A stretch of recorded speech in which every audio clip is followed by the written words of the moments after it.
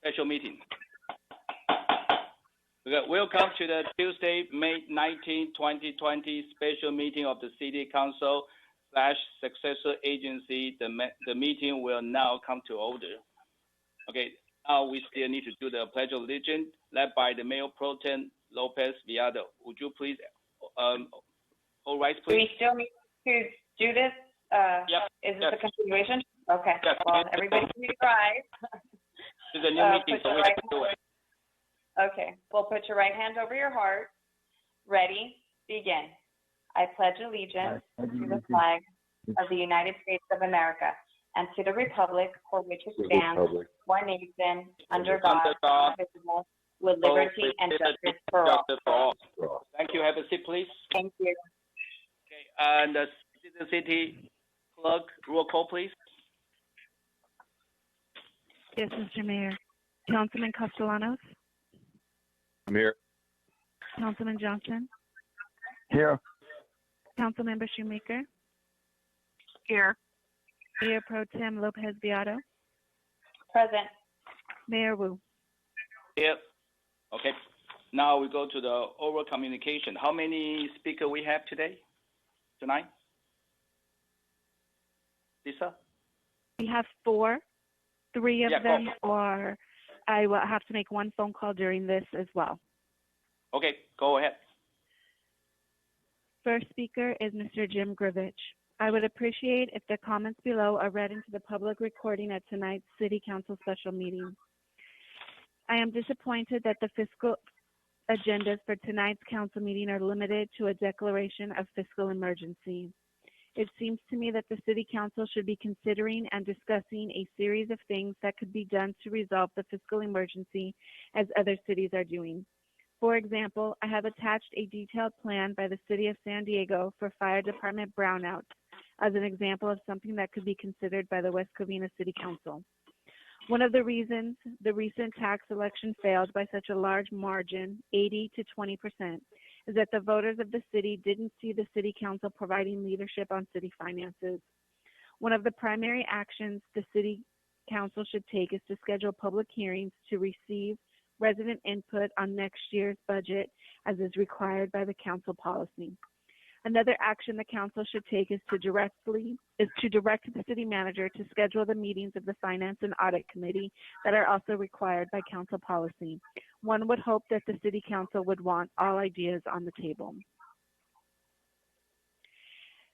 The second comment is from Ms. Deborah Johnston, President of the Confidential Exempt Bargaining Unit. Good evening, Mayor, Mayor Pro Tem, council members, city staff, and viewers at home. Let me introduce myself. I am Deborah Johnston. I am the president of the Confidential Exempt Bargaining Group with the city. I am writing to address the council this evening on behalf of the Confidential Exempt Bargaining Group in place of coming to the dais due to the current status of the state as we know it.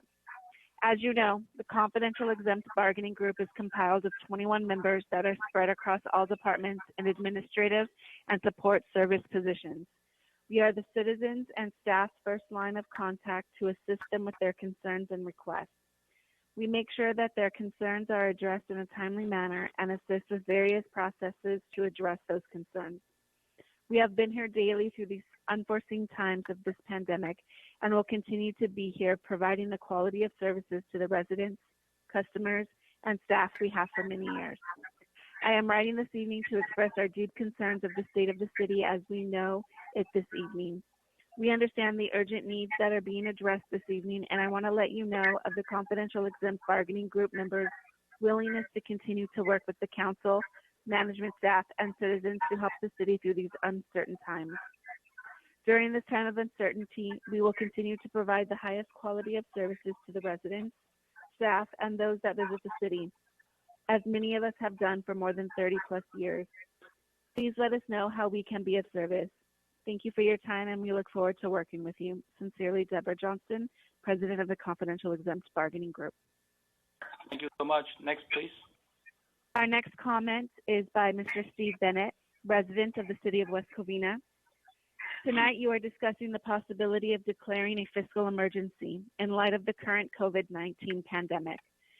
City Manager Carmody has cited the reductions to the property tax revenue, sales tax revenue, and transient occupancy tax revenue as reasons to declare this emergency. Mr. Carmody then tries to tout the contracting of city departments to third-party companies as a way to reduce expenditures. As residents, we understand the economic hardship that this city is going through, but you have made the problem worse by your actions and inaction. The leadership of this city council is in serious question at this time, and the decision to declare financial hardship because of your lack of leadership and the lack of leadership from the city manager is suspect. As you likely remember, the city council voted no to increase pay and benefits to our police officers and firefighters at the October 15th, 2019 and November 5th, 2019 council meetings by about $2.5 million per year. The council approved this even though countless residents and community members spoke empathetically against this proposal due to the city's financial issues and lack of fiscal responsibility by this council. In fact, council members were quoted as saying, "I am taking a leap of faith that we will have the finances to support this." And the city manager was quoted as saying, my goal would be to have a budget with an operating margin of 5%.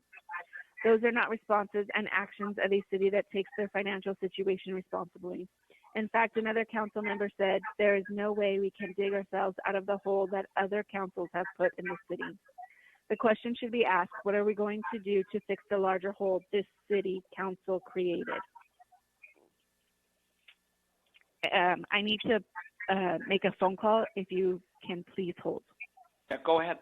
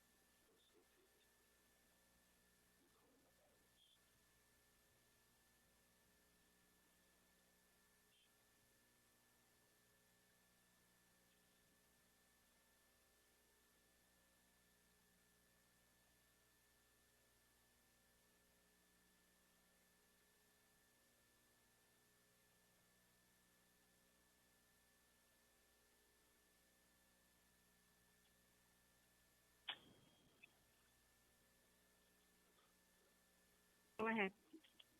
Yeah, go ahead. Thank you, Mayor Wu. So we're here now. Something that all of us that have spoken at council meetings have been warning. You've heard Jim, you've heard Steve talk on this. Is this a quiz, Milo? Tonight is we have 65 people watching on YouTube, yet only 4 speakers. I know there's a lot of outrage out there. Why isn't there more people speaking on it? One thing, first and foremost, I'm going to voice the opinion I know of many residents in the city. We do not want to see a solution being county for fire or police. We want control of our public safety. Number 2, it's going to be tough times ahead. And what I would like to see done to cut costs is furloughs and, the ability to, not have the pain be at one area, to basically put it across everybody. We have to make ends meet at this point. So maintenance staff was, cut by 21 people. We only have 12, and, I fought against that too, because how much do we gain? Look at our parks now. They don't look as good as they used to. That will always happen when you outsource work, because when you're city run, you have basically pride. When you have it privatize, you have profit margins, and how can you cut it to get more profit? You end up not even saving anything at that point. You know, just without way out of this, it's going to be tough. It may also mean that we reduce levels for police and fire, like where we were, to bare bones when we had this thing back in 2008. We're there again. You know, the state made this a political issue by closing all businesses, you know, making choices of keeping Walmarts and Targets open, but not mom and pops. Mom and pops are just as capable of staying open. The other issue is, you know, and then our workforce stays open, everybody earns an income, and it wouldn't have been as much as they initially said. It seems that it was a big push to basically, you know, cause an issue and go for federal funding. Well, federal funding has been shut down. They're not going to pay for pension plans that are bloated, that we basically did upon ourselves. I shouldn't say we. City councils across the state did to our state. So, city council's got us into it. We all need to work together to get us out. Thank you. This is Chris Miller, right? Lisa, previous speaker is Chris Miller, right? Yes. Okay, thank you. Okay, now we're moving to our agenda. We have only one.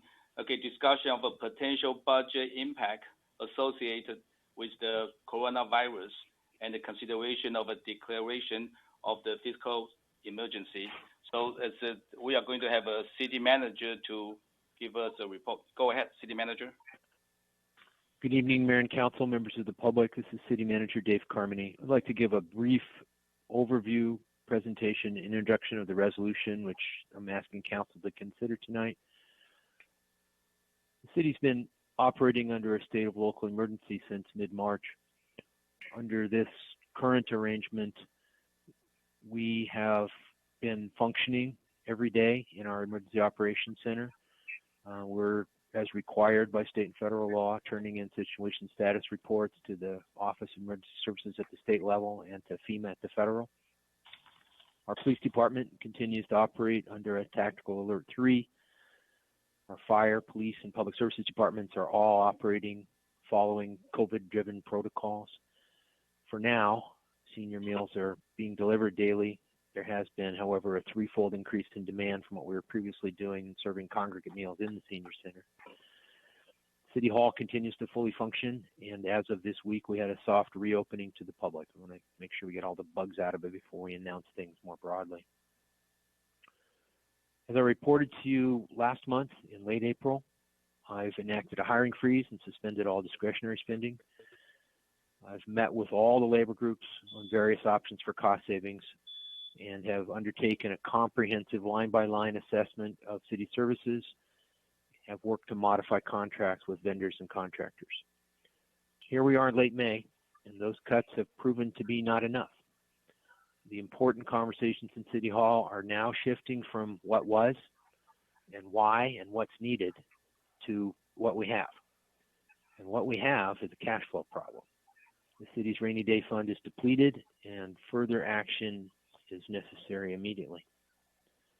Turning to the resolution regarding declaring a fiscal emergency, there are 21 whereas clauses, and I'm not going to read them all, but I'd like to highlight 4 or 5 of them.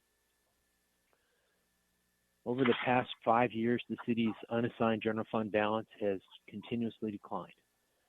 In fiscal year 14-15, the unassigned fund balance was $20,500,000.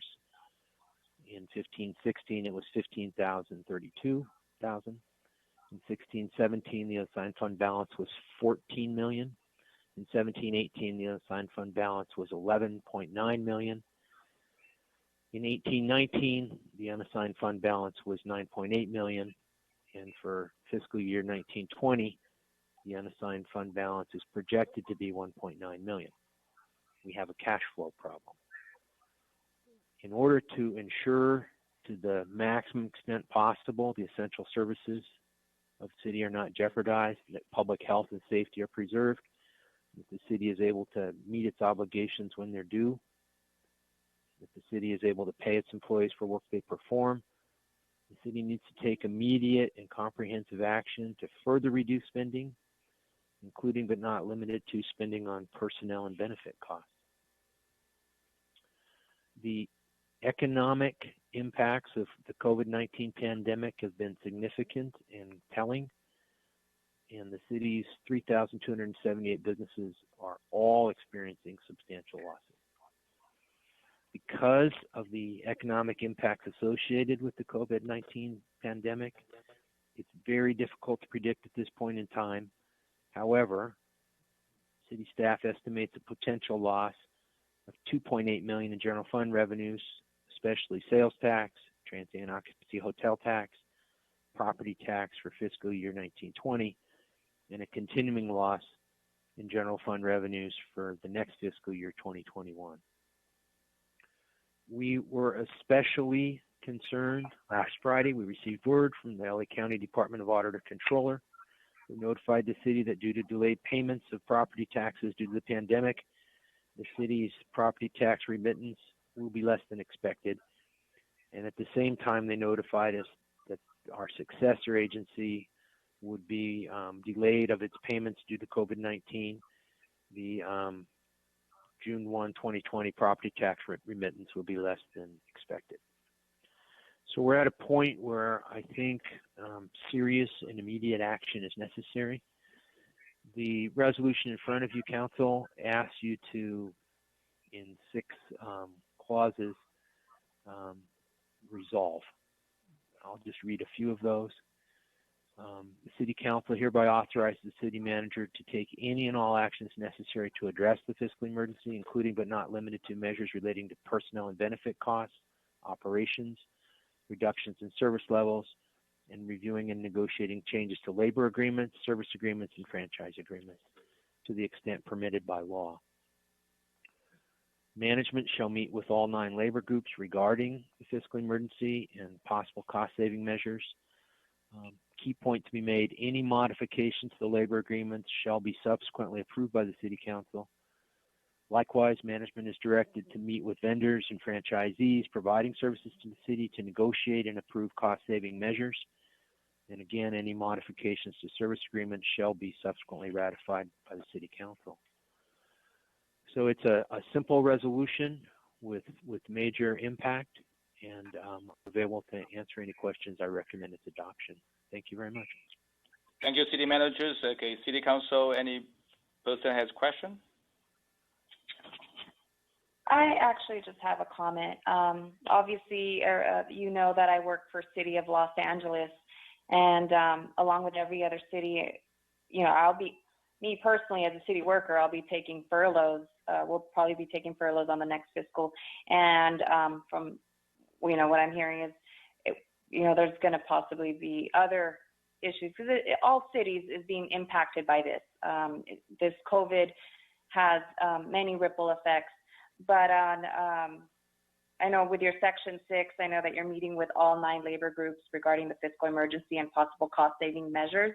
I just hope that the unions can work with the city together, and think for the betterment of the entire city. So I just hope that, everyone, we're all in this together, and I just hope that the unions and the city can work together and find ways. But that's pretty much it. Okay, thank you, Mayor Pro Tem. Okay, and the other City Council member, any comment or question? Mr. Mayor, Councilman Johnston. Councilman Johnston, go ahead. Thank you, Mr. Mayor. I'm on the lines with Mayor Lopez on this, but, I would kind of hope that, I trust our city manager. I think what he's doing is in line, a little bit above and beyond. He's keeping our city so far above ground. Him and our finance director, Robin, I think they're doing a fantastic job. But yet we have to try to go. The unions have to understand. If the city goes down, all union contracts will be void. So I would hope they want to work with us to keep the city from going underground. because we can't afford for our city to go bankrupt in any way. That would devastate the city with the bonds that we are eligible for. So I'm kind of hoping that we can move forward with this and have our unions talk at the negotiating table, and we can work something together, all of us together as one. Because the cities as one, we will accomplish a lot of things. If we're fighting and we're divided, we're not going to accomplish anything. Thank you, Mr. Mayor. Okay, thank you so much, Councilman Johnston. Any other council member want to, have a comment or a question? Councilmember Shaker, I do. Yeah, go ahead. In reading this resolution that we just got a copy of earlier today, I'm struck by the fact that we are blaming all of this on COVID-19. This city is not in this situation only because of COVID-19.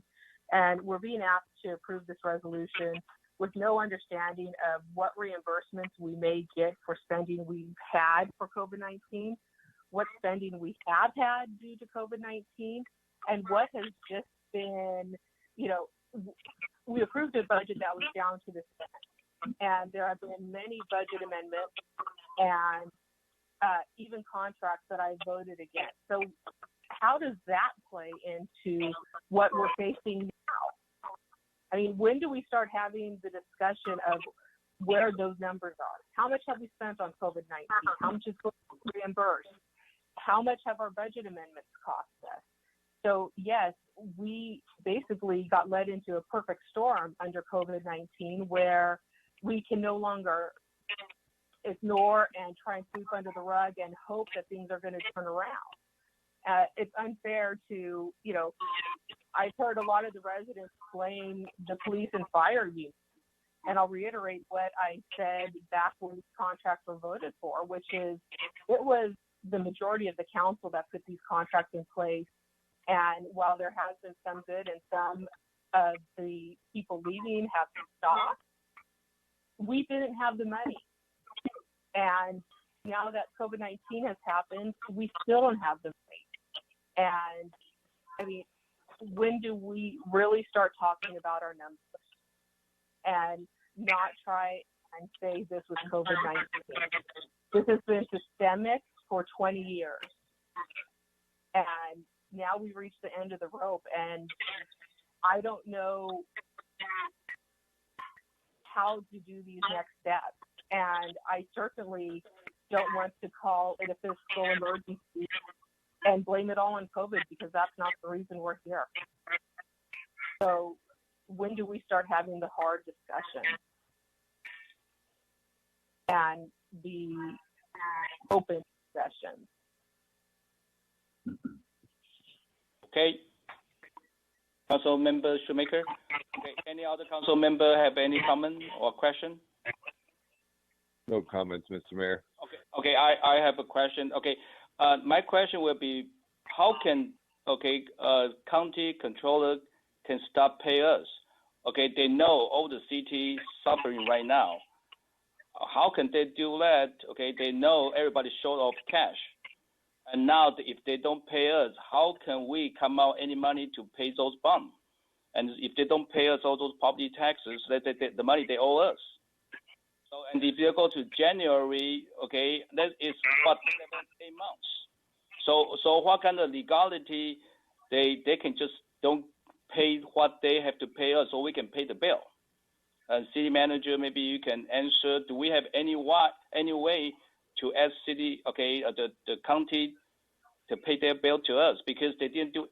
My point is they didn't do too much of a thing. Where's the money? Okay, why don't they pay us? City manager, can you share with us what can we do to ask them to pay? Again, this is City Manager Dave Carmody. We've been working on that issue quite a bit, starting Friday when we got the news and on Saturday, and again, first thing when we got to the office on Monday morning. I want to ask our finance director to speak to that. I think we've got a light at the end of the tunnel about that, but I'm going to ask her to address that question. So basically, they're not going to pay all the city, and till January.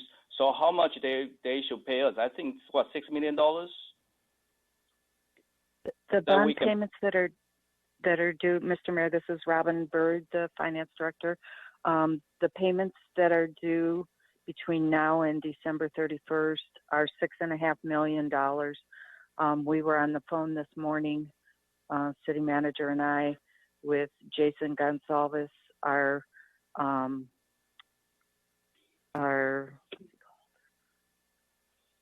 up in Sacramento. Lobbyist. Thank you, our lobbyist, and we let him know, and he had already been working on it, although I asked him if any other cities had contacted him. He said not yet, that we were the first ones, but he had already heard about it.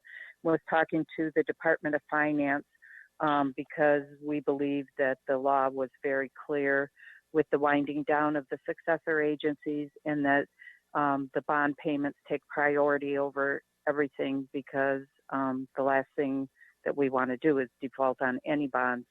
So he is working on it, and we should be hopefully receiving that money. Okay, so Scarlett, so they owe us $6.5 million. Well, they owe us $6.5 million for the bonds, but it's not just bond payments. There were other things that were on the recognized obligation payment schedule, and so they are going to withhold those monies. But again, our main concern is the 3 bond issues that we have outstanding that payments will be due. So hopefully they understand they cannot do this to us, okay, because we have no $6.5 million to pay, okay, and this is successor agency, and property tax, they have to let us to pay the bond. This is one thing, one question. The second thing is more like a comment. I understand, okay, our basically general fund pays 78%, 80% of our public safety, and 52% of our general funds come from property taxes and the sales tax. Okay, am I right? Okay, this is what, okay, we went to the budgets. I went to 4 or 5 times already. Okay, 52%, okay, that is coming from the general fund, coming from property tax and sales tax. Okay, and now due to this pandemic, since March till now, and we shut down the business, okay, I can guarantee and I can see we have no sales tax. Okay, and the property tax, a lot of people cannot pay their property tax, so we can see the reduce. So we can see the majors, okay, of the income revenue coming into us. So I understand where this is coming from, okay, and if the county don't pay us, plus we don't have income from the property tax and the sales tax to pay for into our general fund, where we get the money to pay our police and fire and our operation. So this is the major concern, and I think the problem you're talking about is a cash flow issue. So meaning it's not a budget issue, it's more like a cash flow issue, meaning we don't have a cash to pay out. So this is a major concern from the city council. So we need to find any way to pay our bill. So anyway, this is, so Robert, maybe you can share some light with us. What my analysis is, am I correct? Yes, that's correct, Mr. Mayor.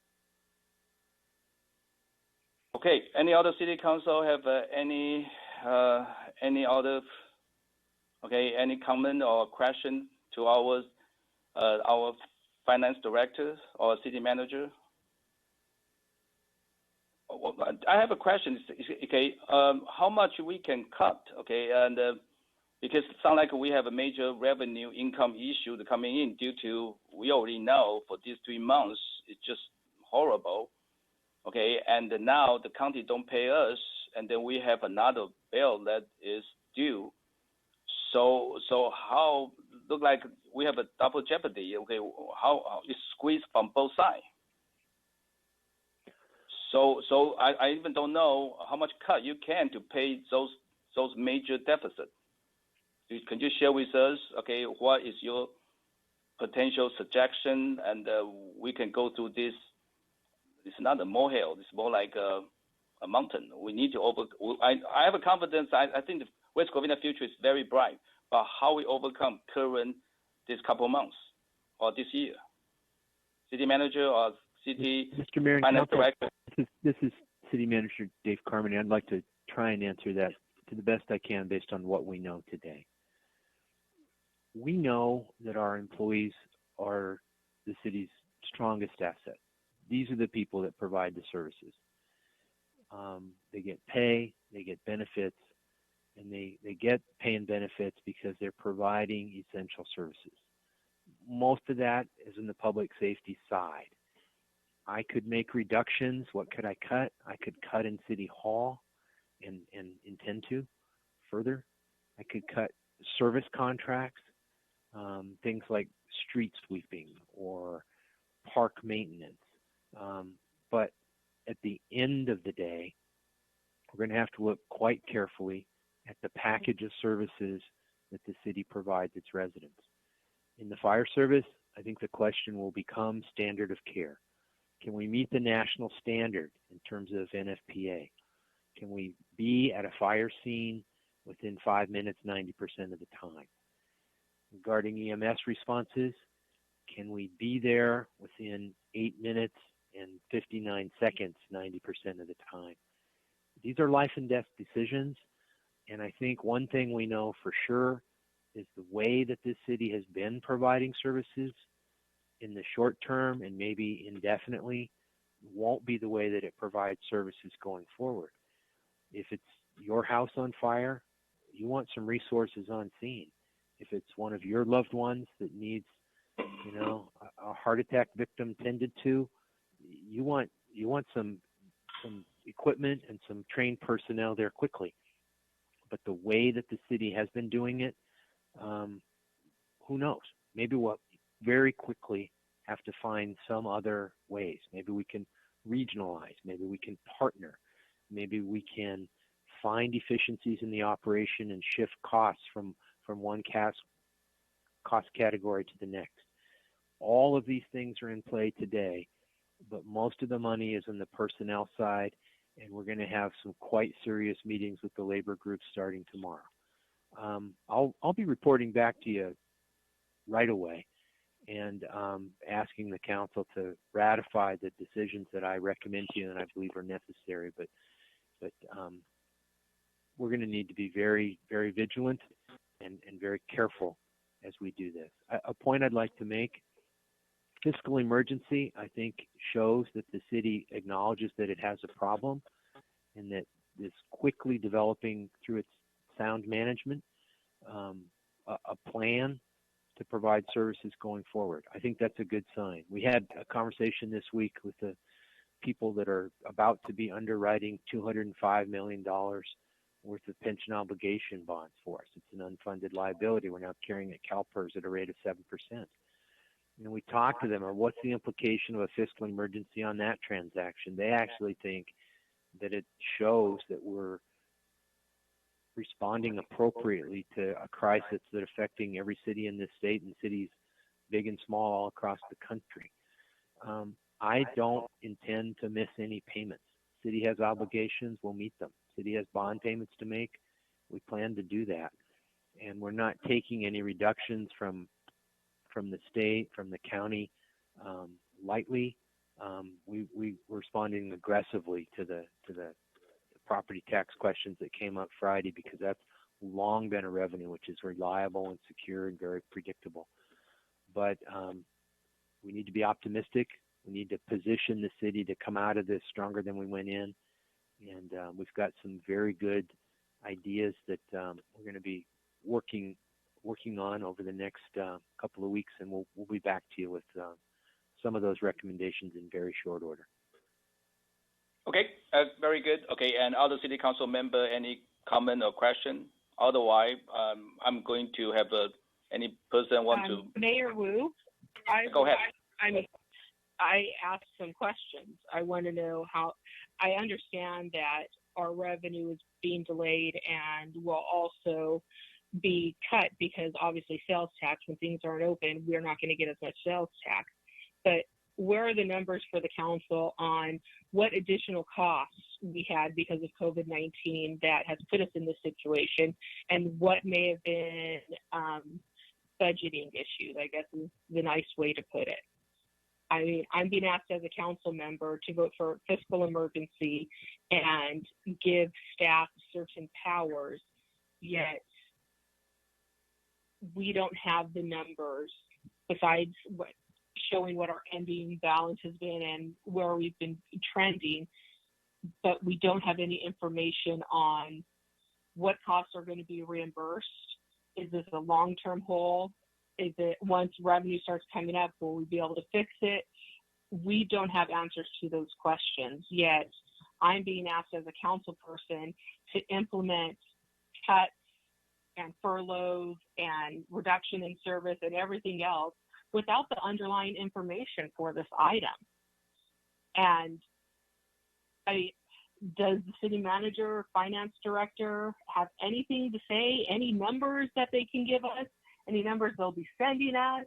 I mean, we've been turning in our FEMA reports. Are we getting any information back? Through the chair, if I may answer. Mr. Okay, Mayor, go ahead. Would you please answer Council Member Shoemaker's question? It's quite important to me that the council act unanimously on this matter. I think it's critical that we recognize collectively that the city has a cash flow problem and is very immediately working on a plan to turn that around. In terms of our immediate reimbursables for COVID-19 pandemic, we have been keeping fairly meticulous records of every single cost. If there's needs for expenditures for new personal protective equipment for firefighters or police officers, new protocols, anything directly related to COVID. We stood up a COVID testing center. We got the grant money to do that. We brought in some trailers in case we needed to quarantine first responders. That was directly funded through OES FEMA. So all of the directly related costs that are being borne by the city to respond to the crisis are being submitted through the OES FEMA system for reimbursement. The thing that has triggered this cash flow problem, our budget was on track through March. I think we were going to be within, for example, the fire department, we were going to be within 1% of our budgeted number. We were meeting our numbers until the sales tax fell off a cliff. The stores are closed, nobody's buying, things are just going to be different. And that's kind of what got us where we are. We're here because the major revenues, the transient occupancy tax, et cetera, have been just perfectly terrible since COVID hit. I think we're going to come out of it, and if I owe you, and I think I do, some more numbers in terms of exactly what's been requested and how much is in the pipeline to be considered or approved, I'll do my very best to get that for you as we do this other. But I'm, in my opinion, seeing that this condition we're in today is a direct result of losing those major revenues because of COVID-19. Okay, city managers and other city council have any other question? None? None, Mr. Mayor. Okay, do I have a motion to approve regarding Mr. Mayor? Yeah, go ahead. I would like to make a motion to move this item forward. Okay, do I have a second? I'll second. Okay, so I have a motion moved by Councilman Johnston and a second by Mayor Pro Tem Lopez Viado and Assistant City Clerk. Roll call, please. Councilman Castellanos, Aye. Councilman Johnson, Aye. Councilmember Shoemaker, Aye. Mayor Pro Tem Lopez Viado, Aye. Mayor Wu. Aye. Okay, agenda approved. Motion approved 5-0. Thank you so much. Thank you. And Thank you. city managers, okay, we put the trust in you, okay, and you and our, okay, finance director, please, okay, and try to do, I know you work on Saturday and Sunday, and we need to pull ourselves out of this situation. I know this during the pandemic, this is everything, everybody's upside down. And I want to thank, okay, and our city staff, everybody, okay, and everybody working so hard. I saw it, I witnessed in my eye, and then I want to thank everybody. But again, due to this financial difficulty, we have to do something, and hopefully, okay, when everything turn around, then we can, okay, and do the thing and to compensate the person, and during this time, and everybody suffers. So other than that, I think most important thing is we have to bring our economy back. Okay, we have to bring the people's life back. But the first thing is try to make sure our residents safe and healthy. And other than that, okay, do any other city council have any comment? No. None? No. Okay, but thank you so much. Okay, and again, okay, we put the trust in our city staff, and I'm strong confidence. West Covina is very strong. Our future is bright. Right now, we might have this obstacle, but we know we will overcome. But thank you so much. And do I have a motion to adjourn? I'll make a motion. Do I have a second? I'll second. Okay, thank you so much. And everybody stay safe and confidence. We can put this through. Okay, good night. Thank you so much. Good night, everybody. Good night.